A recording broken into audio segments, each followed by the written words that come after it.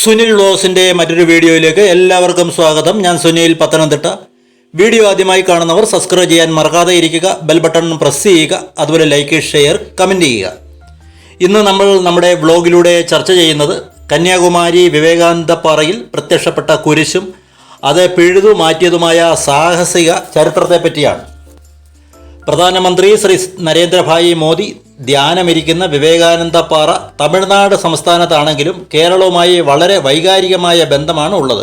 അതുപോലെ ചരിത്രപരമായ ബന്ധവും ഈ പാറയ്ക്കുണ്ട്. 1962 കോഴിക്കോട് ജില്ലയിൽ കൊടുവള്ളിയിൽ നിന്നും എത്തിയ RSS പ്രവർത്തകർ വിവേകാനന്ദ പാറയിൽ നടത്തിയ ഓപ്പറേഷൻ ഏറെ നിർണായകമായിരുന്നു. കന്യാകുമാരിയിൽ നിന്നും ഏകദേശം 600 കിലോമീറ്റർ അകലെയുള്ള കോഴിക്കോട് ജില്ലയിലെ കൊയിലാണ്ടിയിലെ RSS പ്രവർത്തകരെയാണ് സംഘം ഇതിനായി ചുമതലപ്പെടുത്തിയത്. 1962 ജനുവരിയിൽ സ്വാമി വിവേകാനന്ദൻ്റെ 100ാം ജന്മവാർഷികത്തോട് അനുബന്ധിച്ച് സ്വാമിജിക്ക് ഒരു സ്മാരകം പണിയണമെന്ന് കന്യാകുമാരി നിവാസികൾക്ക് ആഗ്രഹമുണ്ടായി.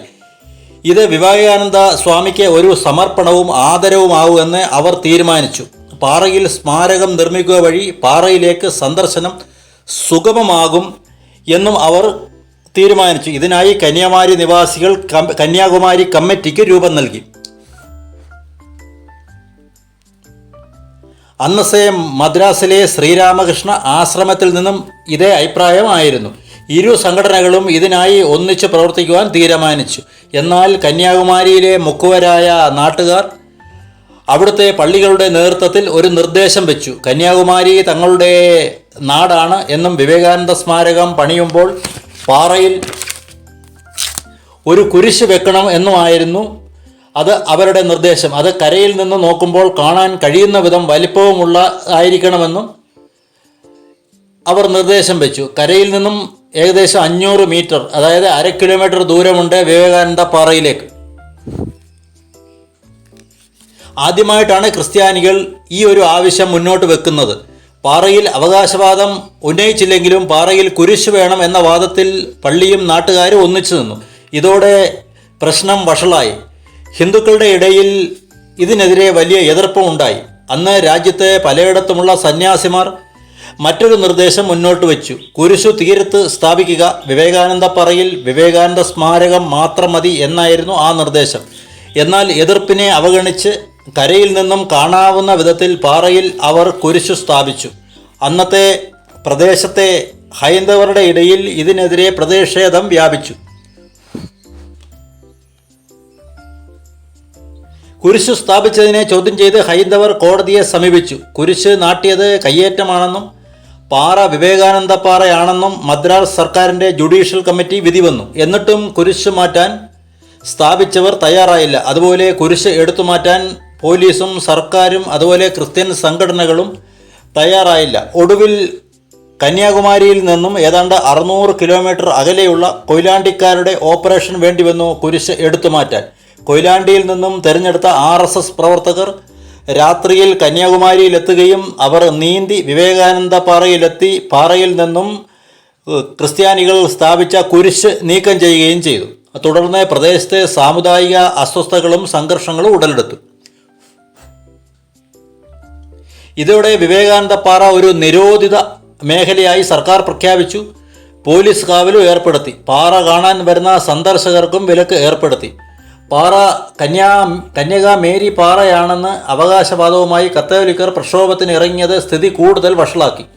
1963 ജനുവരി 17 വിവേകാനന്ദ സ്വാമിയുടെ ഒരു ശിലാഫലകം സർക്കാർ ഉത്തരവ് പ്രകാരം പാറയിൽ സ്ഥാപിച്ചു. കുരിശ് നീക്കം ചെയ്തതിന് പ്രതികാരമെന്നോണം അതേ വർഷം ശിലാഫലകം തകർത്ത് കടലിൽ എറിയപ്പെട്ടു. തുടർന്ന് കന്യാകുമാരി കമ്മിറ്റി ദേശീയ തലത്തിൽ ഉള്ള നേതാക്കളുടെ സഹായം അഭ്യർത്ഥിക്കുകയാണ് ഉണ്ടായത്. അന്നത്തെ RSS സർസംഘചാലക് പൂജനീയ ഗുരുജി ഗോൾവക്കറുടെ നിർദ്ദേശപ്രകാരം RSS general secretary Shri Eknath Ranade സഹായത്തിനെത്തി. പാറയിൽ ശിലാഫലകം മുക്കുവർ തകർക്കുമ്പോൾ റാനഡെ കൽക്കട്ടയിലായിരുന്നു. കൽക്കട്ടയിലെ ശ്രീരാമകൃഷ്ണ മിഷന്റെ പിന്തുണയോടുകൂടി വിവേകാനന്ദ സ്മാരക സമിതി ഓർഗനൈസിംഗ് സെക്രട്ടറി കന്യാകുമാരിയിലെത്തി. അന്നത്തെ തമിഴ്നാട് സർക്കാരിൻ്റെ പിന്തുണയോടുകൂടി മുക്കുവരുടെ എതിർപ്പ് അവഗണിച്ചു. ശക്തമായ പോലീസ് കാവലിൽ ശിലാഫലകം വിവേകാനന്ദ പാറയിൽ വീണ്ടും സ്ഥാപിച്ചു. പിന്നെ ക്രിസ്ത്യൻ വിഭാഗമായ കത്തോലിക്കർ പാറയിലുള്ള അവകാശവാദം ഉപേക്ഷിക്കുകയാണ് ഉണ്ടായത്. വിവേകാനന്ദ സ്വാമികളുടെ പ്രതിമ സ്ഥാപിച്ചിരിക്കുന്ന വിവേകാനന്ദ മണ്ഡപമാണ് കന്യാകുമാരിയിലെ മുഖ്യ ആകർഷണമായിട്ടുള്ളത്. സന്ദർശകർക്ക് ധ്യാനത്തിന് ഇരിക്കാനുള്ള ധ്യാന മണ്ഡപവും ഇതിനോട് അനുബന്ധിച്ചുണ്ട്. ധ്യാന മണ്ഡപം ഭാരതത്തിലെ വിവിധ ക്ഷേത്ര നിർമ്മാണ രീതികൾ സമന്വയിപ്പിച്ചുകൊണ്ട് ഉണ്ടാക്കിയതാണ്. ബംഗാൾ ഉൾക്കടലും അറബിക്കടലും ഇന്ത്യൻ മഹാസമുദ്രവും ലയിച്ച് ഒന്നാകുന്ന ത്രിവേണി സമുദ്ര സംഗമം ഇവിടെ നിന്നും ദർശിക്കാൻ സാധിക്കും. ശ്രീപാദ മണ്ഡപം, വിവേകാനന്ദ മണ്ഡപം എന്നിവയാണ് പാറവിലുള്ള മുഖ്യ നിർമ്മിതികൾ.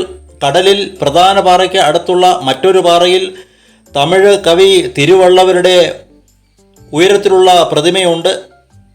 തിരുക്കുറളുടെ കർത്താവാണ് തിരുവള്ളവർ. അതുപോലെ കന്യാകുമാരിയിലെ വിവേകാനന്ദ കേന്ദ്രം സഞ്ചാരികളെ ആകർഷിക്കുന്ന ഒന്നുകൂടിയാണ്.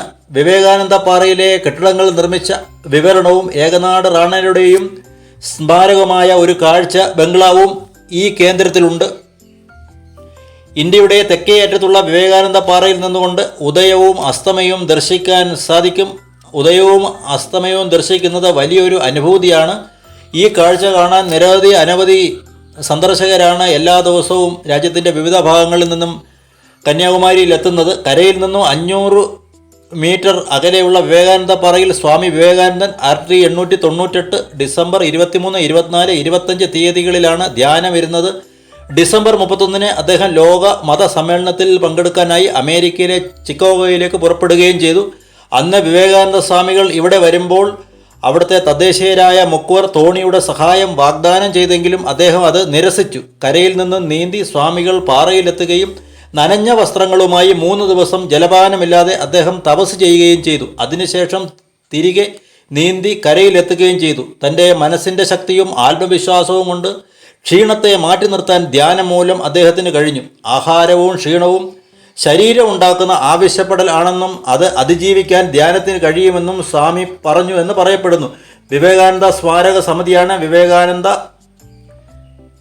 സ്മാരകം പാറയിൽ സ്ഥാപിച്ചത്. 1970 സെപ്റ്റംബർ 2 അന്നത്തെ ഭാരതത്തിൻ്റെ രാഷ്ട്രപതി ബഹുമാനനായ ശ്രീ VV ഗിരി ഈ സമുച്ചയം രാഷ്ട്രത്തിന് സമർപ്പിച്ചു. ദേവി കന്യാകുമാരി ഒറ്റക്കാലിൽ നിന്ന് തപസ് അനുഷ്ഠിച്ചു എന്ന് വിശ്വസിച്ചു പോരുന്ന ശ്രീപാദ പാറ വിവേകാനന്ദ പാറയിലാണ് ഉള്ളത്. ദേവിയുടേതെന്ന് വിശ്വസിക്കപ്പെടുന്ന പാദമുദ്ര ഇന്നും അവിടെ പൂജിക്കപ്പെടുന്നുണ്ട്. കോഴിക്കോട് ജില്ലയിലെ ബേപ്പൂർ, പയ്യോളി, വടകര, കൊയിലാണ്ടി എന്ന തീര മേഖലകളിൽ നിന്നുമുള്ള ധീര സ്വയം സേവകരാണ് അന്ന് കന്യാകുമാരിയിലെത്തി കുരിശ് നീക്കം ചെയ്തത്. രാഷ്ട്രീയ സ്വയം സേവക സംഘം അതായത് RSS ആണ് ഈ ധീര സ്വയം സേവകരെ ഇതിനായി നിയോഗിച്ചത്. ഇന്നും അവരിൽ ചിലർ ജീവിച്ചിരിക്കുന്നുണ്ട്. അതിൽ ചിലരാണ് ഗോവിന്ദൻ, നാരായണൻ, ലക്ഷ്മണൻ, കൊച്ചുബാലൻ എന്നിങ്ങനെയുള്ള ധീര സ്വയം സേവകർ. കുരിശ് തകർത്ത് കടലിൽ എറിഞ്ഞതോടുകൂടി പള്ളികളിൽ കൂട്ടമണി ഉയരുകയും ഏതാണ്ട് 1,00,000-ഓളം പേർ അവിടെ സംഘടിച്ച് എത്തുകയും ചെയ്തു. തങ്ങളുടെ ജീവൻ പോലും അന്ന് അപകടത്തിൽ ആയേനെ എന്ന് ഇവർ പറയുന്നുണ്ട്. അന്നത്തെ തമിഴ്നാട് മുഖ്യമന്ത്രി ശ്രീ M ഭക്തവത്സലമാണ് വിവേകാനന്ദ സ്മാരകത്തിന് വേണ്ടി എല്ലാ സഹായവും ചെയ്തതെന്ന് ഇവർ ഓർത്തെടുക്കുന്നു. അന്നത്തെ കേരളത്തിലെ കമ്മ്യൂണിസ്റ്റ് സർക്കാർ EMSൻ്റെ നേതൃത്വത്തിലുള്ള കമ്മ്യൂണിസ്റ്റ് സർക്കാർ ഈ സ്മാരകത്തിന് ഒരു ചില്ലിക്കാശ് പോലും സഹായം ചെയ്തില്ല എന്നും അവർ പറയുന്നു. ഇന്ന് പ്രധാനമന്ത്രി ശ്രീ നരേന്ദ്രഭായ് മോദിജി 1898 സ്വാമി വിവേകാനന്ദൻ ധ്യാനിച്ച അതേ ധ്യാന മണ്ഡപത്തിലാണ് ധ്യാനമിരിക്കുന്നത്. 3-ാം വട്ടവും ഭരണമേൽക്കാൻ തയ്യാറെടുക്കുന്ന നരേന്ദ്രമോദി തൻ്റെ മനസ്സിനെ നിയന്ത്രിച്ച് പരുവപ്പെടുത്താൻ ഈ ധ്യാനം ഉപയോഗപ്പെടുത്തുന്നു. മെയ് 30 വൈകുന്നേരം മുതൽ ജൂൺ 1 വൈകിട്ട് 3 മണി വരെയാണ് അദ്ദേഹത്തിൻ്റെ ധ്യാനം. ദക്ഷിണ ഭാരതത്തിലെ കടലിൻ്റെ കാറ്റും കോളും നിറഞ്ഞ അന്തരീക്ഷത്തിൽ മഴയുടെ തണുപ്പ് നിറഞ്ഞ കാലാവസ്ഥയിൽ അദ്ദേഹം ധ്യാനമിരിക്കുകയാണ്. ജൂൺ 1 അദ്ദേഹം മത്സരിക്കുന്ന വാരണാസി മണ്ഡലത്തിൽ, ഉത്തർപ്രദേശിലെ വാരണാസി മണ്ഡലം ഉൾപ്പെടെ 57 മണ്ഡലങ്ങളിൽ വോട്ടെടുപ്പ് നടക്കുകയാണ്. 2019 തെരഞ്ഞെടുപ്പിന് മുമ്പായി ഉത്തരാഖണ്ഡിലെ കേദാർനാഥിലെ ഒരു ഗുഹയിൽ അദ്ദേഹം ധ്യാനം ഇരുന്നിട്ടുണ്ട്. മറ്റൊരു അപ്ഡേറ്റുമായി കാണുന്നവരെ എല്ലാവർക്കും നന്ദി, നമസ്കാരം.